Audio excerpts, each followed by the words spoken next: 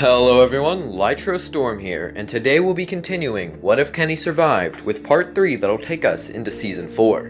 In the last two parts, we covered the changes that happened in Season 3, which ended up being pretty drastic, as some characters who couldn't be saved were able to be saved depending on your choices.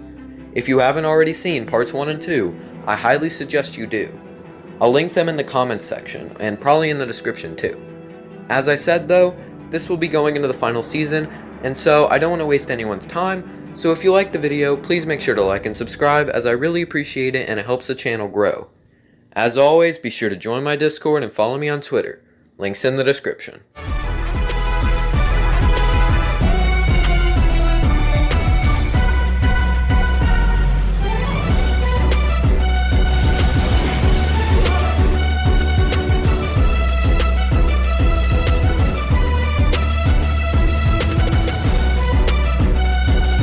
Alright, so let's get straight into Season 4.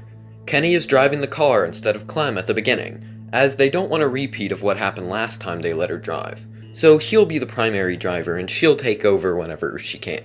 Clementine would ask AJ what he's doing, and he'd still be pretending they had bullets. I don't think Kenny being there would really change their weapons situation. One thing I do want to note about AJ here is that he is a lot less paranoid due to both Kenny and Clem working together to protect him. He feels a lot safer, however, he still knows how to pull his own weight. Eventually, they stop at the train station like in canon, and still come across the Walker couple inside. Now here's where a crucial question comes in. With Kenny guiding them, how much would Clem be in control?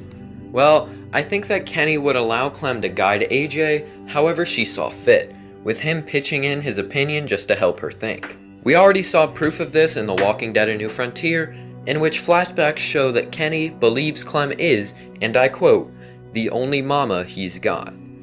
This is after you tell him that he has helped keep AJ safe too, so it shows that he believes she is mature enough to take care of AJ. And so, when confronted with situations like this one, Kenny will simply state what he thinks they should do, and allow for Clem to choose for herself and AJ. Anyway, it comes down to killing the Walker couple, or having AJ sneak in through a small hole. Kenny will obviously say that he thinks they should just kill them, as it'd be much easier and wouldn't risk AJ's life. In Season 1, if Kenny or Lee shot Duck, he will say that it's better than just letting them sit there and rot. If they left Duck in the woods, then he wouldn't add this dialogue. Either way, they get the door open and find all the food, but it is still trapped with a grenade. The three of them quickly begin escaping and get to the car, as the walkers begin to surround them. It is much less of a close call, as Kenny is in the backseat trying to stop them from getting in. Clem still ends up crashing though, and some people come rescue them. Eventually, Clementine wakes up and begins searching around just like in canon. She finds Tennessee and Marlon, and they go to find Kenny and AJ. Marlon also gives Clem the rundown of the school and that he's the leader. Clementine goes into the piano room, where he finds Kenny and AJ standing next to Ruby as they listen to Lewis's music. As I said before, AJ is nowhere near as paranoid and is much less traumatized, and thusly doesn't have the whole don't sneak up on me thing, so his relationship with Ruby is just fine. Once Clem walks in, AJ hugs her and then tells her about Lewis's piano playing, and that Kenny said that not all loud sounds are bad. Kenny tells Lewis that it's gonna start getting bad if he doesn't switch up the song, and that's when he begins playing Oh My Darling Clementine. So with that, the rest of the crew then go out to help the rest of the group get back to the school. Kenny stays behind with AJ while Clem goes out. They come back and Kenny meets Marlon's dog Rosie and absolutely loves her. Clem, however, is not so thrilled due to what happened to her in Season 2.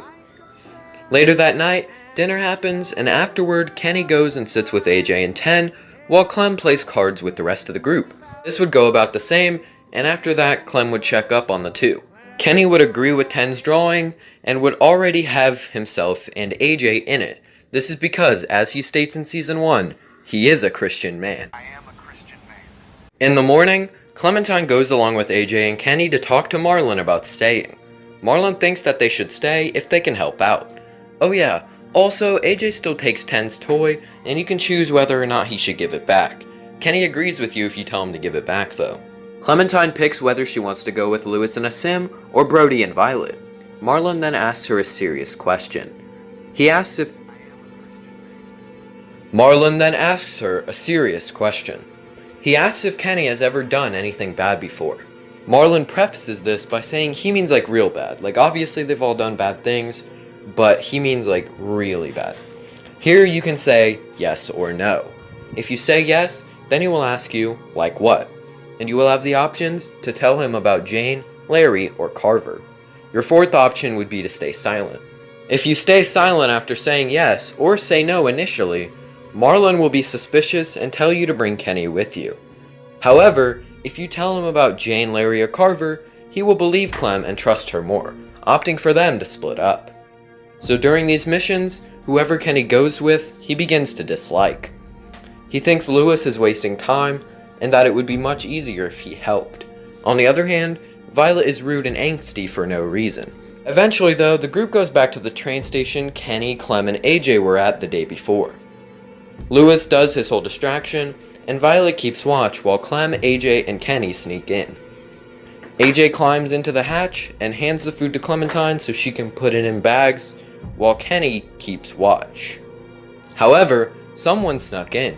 It was a man with a gun. He aimed said gun at Kenny and told them to give him some of the food. Kenny would then aim his gun as well, and Clem would tell AJ to give her his. The three now all had guns pointed as AJ continued to place food next to the bags. The man, whose name is Abel, offered to leave peacefully so long as he gets some food. Kenny of course rejects this idea, and so the scuffle continues. As AJ is talking, Violet sneaks up behind him and looks at Clem, suggesting she needs a signal for what to do. Clem can nod or shake her head. If she nods or does nothing, Violet will use her knife and cut Abel's shoulder. Kenny will then knock the gun out of his hand and tell him to leave. Abel agrees to leave, and he does so, but also screaming right before he left to attract the walkers to them. If Clem shakes her head, Violet will back up and go back to watching the walkers. Abel continues asking for food, and Clementine can either continue aiming the gun and getting closer, or agree to give him food. If you choose to aim the gun, he will eventually leave, but not before firing his gun at the ground to attract the walkers. However, if you give him food, he will leave peacefully. No matter which of the three outcomes you get, the group will finish packing the food and leave back to the school. Upon arrival, Brody is angry about them leaving the safe zone and seeing someone. Marlon appreciates the help from Kenny and Clem, but told them not to go out past the safe zone again. Kenny feels a bit underappreciated, but is willing to let it go as it isn't that big of a deal. Later that night, the three awake to voices in the pipes. Clementine goes down, and Kenny and AJ both wait there. Clem would then find out about Marlon giving up 10 sisters, as well as planning to give the 3 of them away too. Marlon then accidentally kills Brody and tells the others that Clem did it. She however escapes and exposes Marlon just like in canon. Throughout the whole thing, AJ has his gun trained on him, and eventually gets it taken by Marlon. However, once Clementine knocks it out of his hand or forces him to give up, he drops the gun, and AJ still shoots. That marks the end of episode 1. Let's move on into episode 2. Everyone is angry at Kenny, Clementine, and AJ for Marlon's death, and so the 3 go back to bed. In the morning, Clem is awoken to coffee from Kenny, and AJ asks about what he did. In his mind, he was just protecting Clem. However, Kenny saw this differently. He understood why AJ would think this, but by that point, there was no reason to shoot him. Clementine can protest against Kenny, saying that he was justified, or can agree and say that he needs to atone. Kenny, however, disagrees with both options, telling AJ to just say whatever he can to get back in good with the group. They don't want to be forced to leave, as it seemed like a good place and they were tired of running. Depending on what you told him, he will tell everyone at the funeral that he wants to atone or that he was justified. The group and Kenny will all have different dialogue accordingly. However, if you stayed silent upon choosing whether he was justified or needs to atone, he will simply say that he didn't mean to pull the trigger, following Kenny's idea of just saying whatever he can to get him out of the situation. The group then decides to put it to a vote, and by the end, the 3 are voted out. Kenny is angry about this and pleads with Violet to do more, but she says that she did the best she could, and says that she didn't want them to leave, but this is what the group decided. Her and Lewis then escort the three out, and Kenny takes the gun from AJ instead of Lewis. Two then leave the three and begin to head back. As the three walk, Kenny tells AJ that he messed up this time, and that he'd need to do better if they ever found a new group.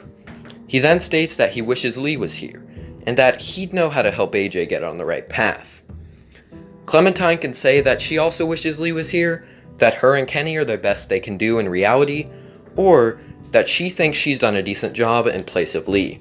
All of these options, including silence, would just lead to something along the lines of, maybe he wouldn't have shot that boy. Or, if that were the case, he wouldn't have shot that boy if you chose to say he did a decent job. AJ makes it clear that he's sorry and won't do it again, and then the three hear a gunshot. They hide and see the man from the train station, Abel.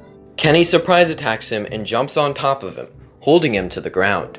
Clem and AJ both have their weapons aimed at Abel, but Clem is then kicked to the ground as well. As she gets up, she sees AJ's gun being taken, and Kenny looking at the person who kicked her. Abel aims his shotgun at Kenny while getting up, asking, "What are we gonna do with him now, Lily?" Kenny then realizes, "Lily?" Clem gets up and walks beside him and sees her face. "Clementine?" Lily asks. And that is where we'll leave this part. We cut pretty abruptly into episode 2, but that's just because I want to space the final season out into 3 parts, because it is pretty long. So hopefully you guys enjoyed this part, and check out the next one, which is going to be covering the rest of episode 2, and probably half of episode 3. If you liked the video, make sure you like the video, and subscribe so you can see more if you haven't already. But as always, tell me if you liked this part, tell me what you think will happen next, comment your requests for future videos, and subscribe. Thank you for watching, have a great day.